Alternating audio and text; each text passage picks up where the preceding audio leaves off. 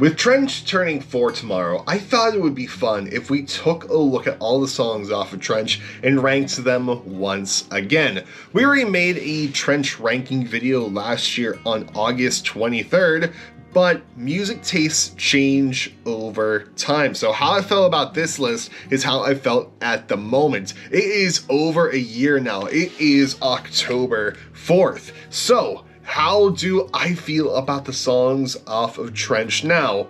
Well, let's talk about that. Good morning, good afternoon, or good night, depending on when you're watching this. How's it going, guys? First off, I hope you're having a good day today. Hope your days go well and hope it continues to go well. As we go through this, I would love to know how you currently rank all the songs off of Trench currently. So let me know down in the comment section below so we can compare. What's great is that music is so subjective that we can all have completely different rankings. That's what makes music so fun.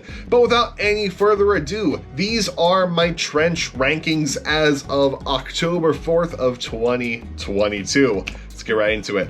Starting us off at number 14, it's Legend. Legend is a very beautiful song, a very loving, touching tribute to Tyler's late grandfather. And certainly sometimes when I listen to it, I do get choked up myself. However, it suffers, a lot of these songs suffer from, there's so many great songs off of Trench, but also I find myself more and more when this comes on in the car, hitting the skip button. I don't know what about it. It might be the piano tone at the beginning that I really don't like. Once you get into it, it's good, but also I'm starting not to like everybody knows the run that Tyler does in the chorus, pre-chorus section. Very lovely song overall. Love the trumpets, love the ukulele, but there's a couple parts about it that ranks it a bit lower than everything else. Coming in at number 13, it's Wonderwall. And if you know what I mean by that, you'll know that I am talking about The Hype. The Hype has always been an song for me because I think it's a little bit boring in my own personal opinion. I know a lot of people that love The Hype. For me, it's not really for me. I don't believe the hype of the song. And once again, I mentioned this in the original video, look up The Hype X Wonderwall on YouTube. You will not be able to unhear how similar those two songs are. I mean, The Hype's fine. It's fine, but there are, of course, I'm probably going to say this a lot, there are better songs off of Trench. What's funny is that Legend and The Hype flip-flopped. Legend was 13 on the last list, The Hype was 14 on the last list, so these two just moved places. At number 12, we have Bandido. I'm going to be completely honest, this one could just be down to I haven't listened to Bandido in quite some time. It hasn't been popping up on my Spotify, it has been popping up on my playlists, and it could be the reason why it's ranking a bit lower. Very pretty song. It's excellent how it's structured because the first half is one chord progression, second half of the song is that same chord progression but played backwards. It is super interesting. So musically, it is amazing. But during verse 1, I'm not really a fan of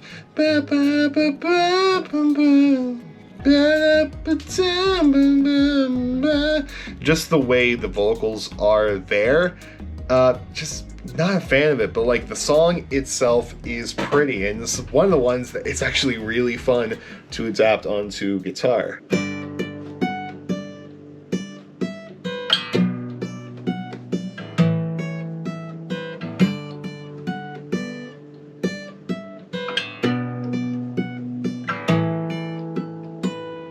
Coming in at number 11, it's My Blood. Now, My Blood, it dropped from the last ranking. Last time it was number 8. Now it's at number 11. What happened? Well, the more I was listening to it when I was doing adjustment for sideband, the more I realized I have a weird relationship with this song.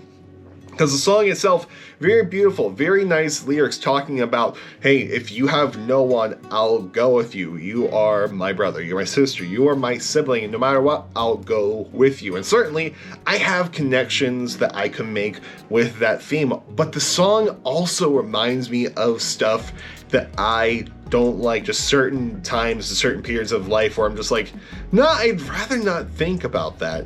And not all of it is from the Trench era. It's like going back further, like, hey, you remember that thing that happened in the 3rd grade? Yeah, you remember. For some reason, my blood just brings back memories of that kind of stuff. So I rank it a bit lower, but sick bass line. One of my favorite bass lines to play when I'm playing a 21 Pilots bass thing. At number 10, you got Pet Cheetah. It moved up a spot from last time. Last time it was at number 11, and the more I listen to this, the more I'm like, yeah, no, I definitely see why people want this added back to the live set, because it is such a fun song. And going back and watching the 360 VR visualizer on YouTube, certainly, definitely fun. Of course, I don't own anything with VR, so I have to use my mouse to move around. But just seeing how the crowd reacts, I'm like, yeah, no, that would be a fun one to see live again. So I like it, but there are better songs of Trench than something that was most likely written to fill up some space, which is what Tyler kind of sings in that. I should delete this beat, but I'll use it to exercise my lyric writing instead. Coming in at number 9, we have Chlorine. Now this one dropped so much. Last time this is at number 3, and now it's all the way at number 9. What happened? Well, I just kind of got bored with it. I just kind of got bored with Chlorine. I've heard it so much. I've heard the alternate mix so much, and it kind of just got boring over time again. But when you see it live, it's fantastic, especially with the sideband. You have Dr. Bloom on the trumpet there. But like, just in my own listening stuff, it's just, I've just been skipping it more and more lately. And like, the one part of the song I want to listen to that I don't listen to a lot is the ending. I'm so sorry I forgot you. Let me catch you up to speed part. But I don't want to sit through the whole song and listen to that. Like, it's a great song, but right now I'm just a bit burnt out from the Chlorine. At number 8, you have Cut My Lip. This one moved way up. Last time it was at number 12. Now it's at number 8, because the more I listen to it, the more angry I get at it, which makes no sense why I moved it up. But from a songwriting standpoint, it is 3 chords, and then lyrically it is only a certain amount of unique lines, and it's just repeated over and over again. The song structure and the interplay of all of the synths and instruments in there, in the bass, it's just so well put together. It frustrates me because I wish I could do something as simple on the surface as that is, but made to sound so amazing. Man, like, I could even move Cut My Lip up higher if I wanted to, because it's such a brilliant piece of songwriting, and like, people love it for good reasons. Personally though, if this was the Cut My Lip Brooklyn, it would be moved up more. Don't know what that voice was, but number 7, Leave the City. This one was at number 5 last time, so it moved down a little bit here. And it's one of the songs where it just hasn't popped up on my radar as much, which is noticeable for the ballads on this track. They just haven't been popping up on my radar. But Leave the City is still one of my go-to cry songs, and like, it's so good. And like, especially driving in the car and just blasting the bridge and screaming in time, I'll leave the city, but for now I'll stay alive. And that beautiful outro.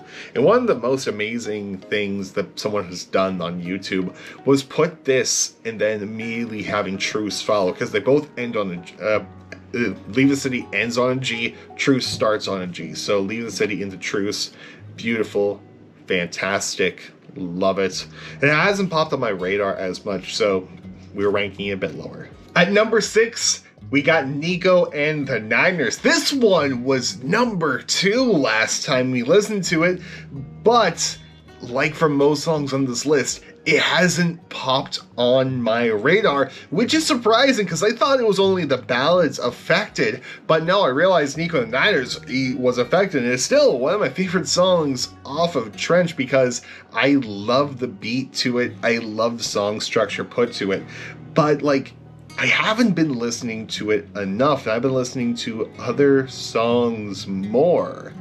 And I could possibly swap it with the next song entry, but honestly, 6 is probably a good way. And hearing it live again on the Icy Tour during the campfire reminded me, oh, that's right, I do love this song so much. But one song off the Icy Tour got me to like this song more. And that song, our number 5, is Morph. Morph, I have been appreciating a lot more as a song. Last time I ranked it as 6, and I said in the video, I'm surprised that people have this as their number 1. Honestly, no, I understand why people have it as their number 1, because it's such a fun song. Lyrically, there's a lot of content in there, as I said yesterday, and like just been studying all of that, not just from a lore standpoint, but from a songwriting standpoint, and it's pretty interesting. And like just listening to like the instrumental again makes me so happy. And also perks for the Icy Tour, because once again live I got to hear Not Done, Josh Done, one of my favorite moments from seeing 21 Pilots during the Bandido tour, and it got brought back and it made me so happy. At number 4, we got Neon Gravestones. Last time this was at number 9, and this one, like all the other songs, has not been popping up on my radar. But the reason why it ranks higher is because I did that song last week for Justin for Cyband, and even before, this was one of the songs I listened to the least because I just wasn't in the mood to be sad at the moment, so I avoided it. And hearing it last week for Justin for Cyband really was just like, man, I forgot how powerful this song is and how much I loved it so much when it came out. I listened to it a lot in the first couple months when it came out, and then I just forgot about it. But seeing it, like hearing it again last week, just moved me. Man, it's so good. And you can see in that video of me covering it, towards like the 3-minute mark, I just go into a trance and just like focus and like just taking in the lyrics and the instrumental and just remembering all the memories that came flooding back with that song and just how beautiful it is. I need to listen to it a lot more because it deserves more respect than what I've been giving it. At number 3, you got Levitate. Now, Levitate, I have been appreciating a whole lot more since the last time I ranked these. Last time I ranked it as number 7, but within that year's span, I covered it for Justin for Cyband, and I had to make a metal version of the song, in which made me appreciate it more because I had to study the song, study the rhythm, and figure out what I was doing. And then recently, Paul Meany has been breaking down how he produced Levitate, which caused me to appreciate it more and more. In the discovery of chorus verse, now here comes the 8 dead bishop. Tyler telling us from the beginning there was going to be a dead bishop, and even the Bandido visuals during Levitate showed a dead bishop. Go to the video that was posted yesterday for more on that stuff. But I've been appreciating Levitate songwriting, producing wise, lyrically, a whole lot more. Thanks, Paul Meany. Thank you, Paul Meany. At number 2, it is Jumpsuit. Previously, I had this as number 4, and I also had this in my top 10 21 Pilots songs of all time. It still sits firmly in there. And like, just Jumpsuit is so heavy. I love it.